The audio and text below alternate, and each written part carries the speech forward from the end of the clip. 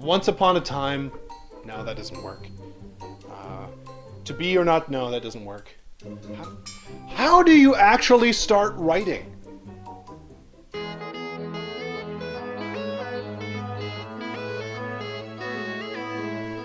Hi there, everybody. I'm here with Justine Dowsett, a publisher from Mirror World Publishing, and we are going to talk about the question of how a person actually starts writing either manuscripts, short stories, screenplays, plays, doesn't matter, how you start writing. So, how do you start writing?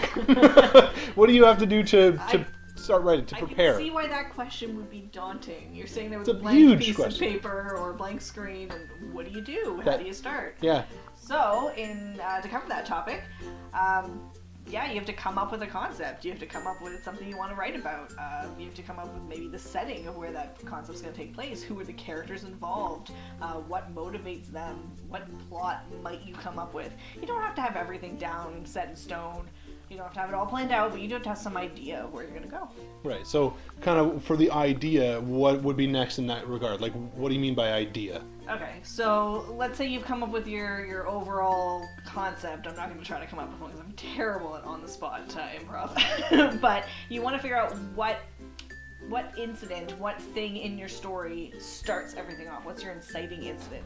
What's that kickoff moment? So the moment that your character's life changes.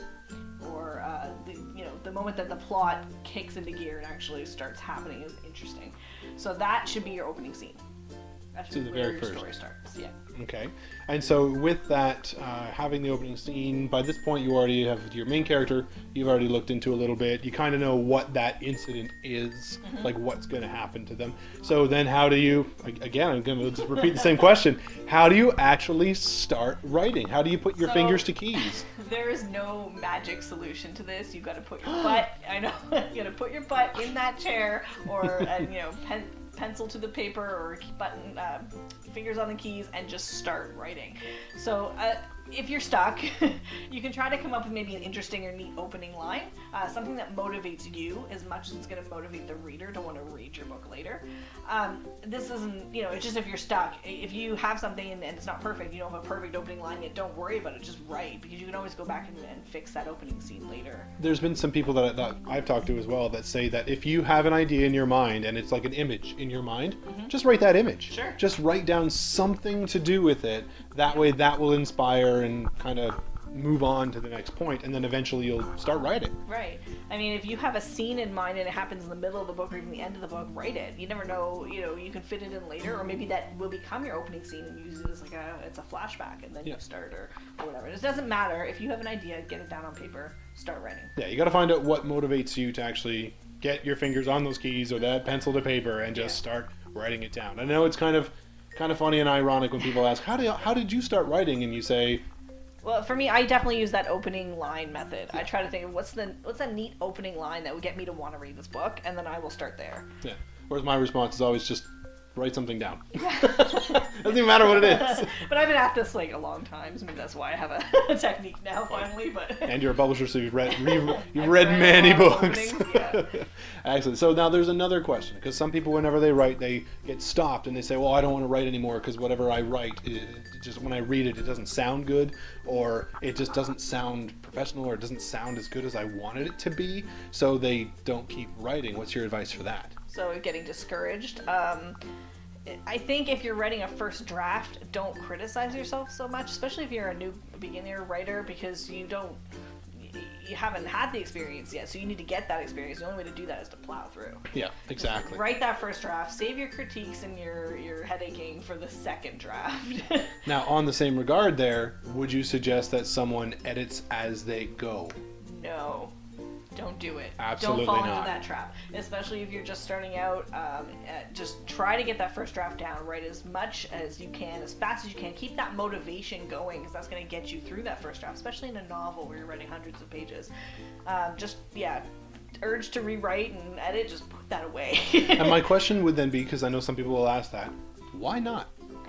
Why Why don't you edit as you go? Well, you're going to bog yourself down, and you're also going to critique yourself, and you're going to start to think, oh, this sucks. Because maybe it does suck, and that's okay. You're allowed to suck on your first draft. It's your second draft and your third draft, and you're going to start actually reworking those words and rewriting stuff that it'll get better. Yeah, because if you're just starting writing now, it's not one go done. No, never. It's never just you write it once and it's perfect. So, no. To the no editing thing, there is a couple of exceptions. If you have written yourself into a corner, so the story no longer makes sense, your characters made maybe some stupid decisions, now there's nowhere they can go to get out of the scenario, or it doesn't fit your plot anymore, yeah, back up, start rewriting in a different direction, that's fine. Or if you need to rewrite a scene, it didn't go the way you wanted to, or it just didn't fit right in the story, erase that scene, rewrite it, that's fine. Yeah. But every sentence or every paragraph, or even after you've written a scene, reading it over and trying to edit it, don't do that. Because you'll also get bogged down. And okay, so as we're talking about editing now, there are many people out there that have different opinions as to when you should actually edit your first draft. What do you do? When I'm done writing the first draft, I will put it away for at least 2 weeks or so. Just enough time for your brain to kind of push it aside and think about other things, and then pick it back up again with fresh eyes. So that way you're able to read it as a reader. Yes, that would be the same advice I do. I would suggest as well for doing. I do the same thing for screenplays. I write a screenplay and then I put the screenplay away for like a month. Yeah. And then I pull it back out, and then so that I'm totally fresh. I don't remember what's actually happening to the T. Like I know the overall, but not word for word. So.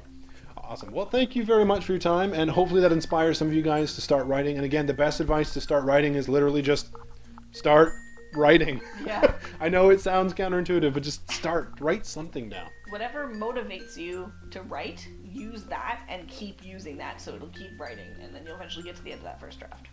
Awesome. Well, thank you so much for your time, and thank you very much for your advice. Again, this is Justine Dowsett, and for Mirror World News, you have yourself a wonderful day.